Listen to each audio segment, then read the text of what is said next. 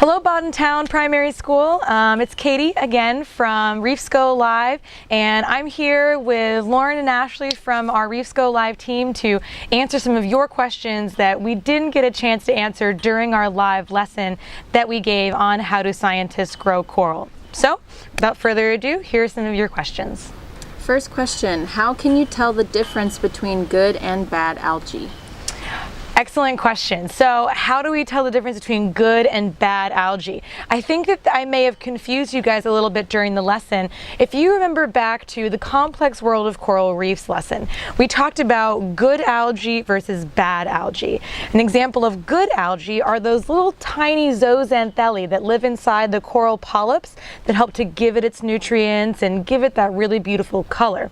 And the bad algae is that algae that competes with the coral on the reef for space, for food, and things like that.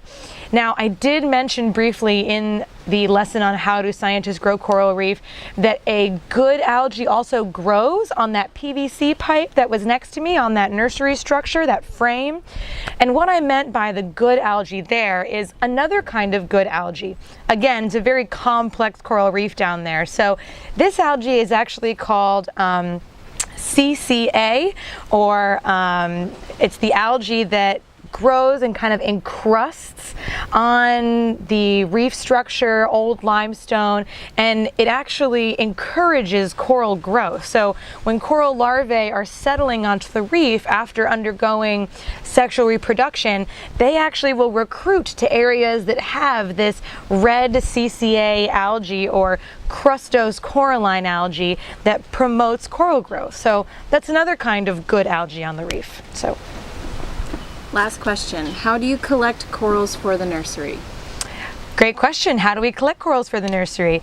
We talked a bit about that in the Reefs Go Live lesson, but to elaborate a bit more, scientists will go out all around the island or all around the Cayman Islands or wherever your nurseries are going to be and find big, beautiful stands of this coral naturally, and they're going to monitor it for about a year to make sure that it's 100% healthy.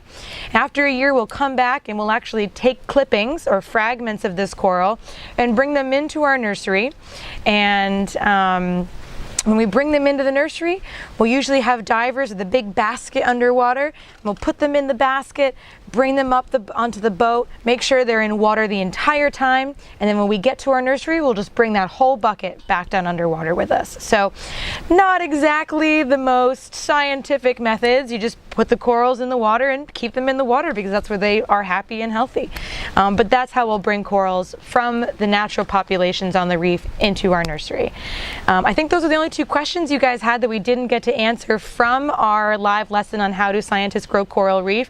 You guys had excellent questions during the live broadcast as well, so we appreciate them. And we hope that you'll join us again when on March 13th, when we have our lionfish, a perfect invader lesson. But until then, thanks guys, and we'll see you then.